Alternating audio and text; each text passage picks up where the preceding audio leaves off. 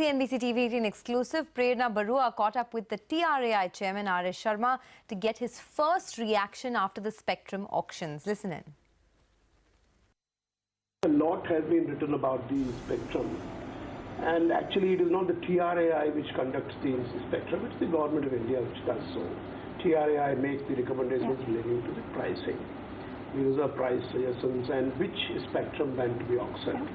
So I think in my view it was a successful auction, and whichever operator wanted to buy whatever spectrum band they did buy, and whatever they did not want to buy, they did not buy.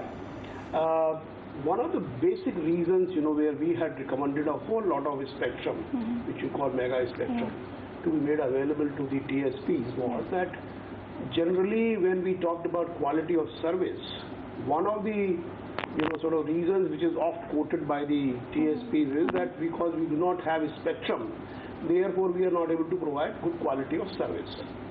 Now, we did not want that to come in the way, and therefore we said whatever spectrum we have got, let it be put to auction, so that at least now onwards the operators will not have that as an excuse, because my view is that spectrum is important in the quality of service recipe in some sense, but that's not everything. Nevertheless, why should we leave that also open? So that's basically the way it is.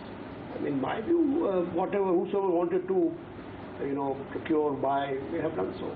Absolutely, sir. But to your point, the telcos dealt very cautiously this time around and only bought spectrum where it was a necessity for them to plug the gaps in terms of providing 4G and in few areas 3G. But to talk specifically on the 700 megahertz band, it is a band of very superior propagation characteristics, but they have given it a miss. But of course, this did not come in as a surprise, because telcos did time and again, made this concern that the reserve price was perhaps too steep. Talking about the pricing, sir, do you believe now that perhaps the pricing was very steep, or perhaps as the government or the minister has been saying that maybe they did not have the required financial strength? No, let me not make the comment on other issues. I'll comment on the pricing. Absolutely. See, we had full-fledged consultations with all these stakeholders regarding pricing of various spectrum bands. And during those consultations also, people did point out that 700 was a wonderful band, has, as you say, great propagation characteristics, and it was somebody, some people call it was a diamond. Yeah. And of course somebody beaten gold. Yes. So and whatever pricing, computations and kind of modelings which we have, whatever tools we have, we have applied all the tools, and there's a way to come at the reserve price recommendation, and we have gone by those methods, and we had given that recommendation.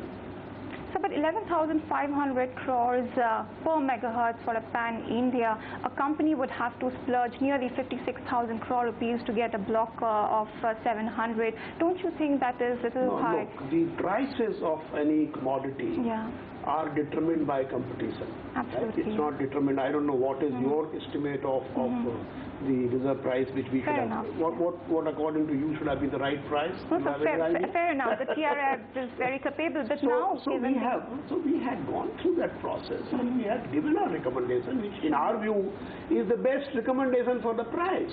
Absolutely. So people may disagree, and obviously somebody may say it's very high, somebody may say it's very low, or whatever. But we had gone by a method, and that method is also a transparent method. Absolutely. In our recommendations to the government, we have actually given all the reasons as to why we are giving this reserve price for every band.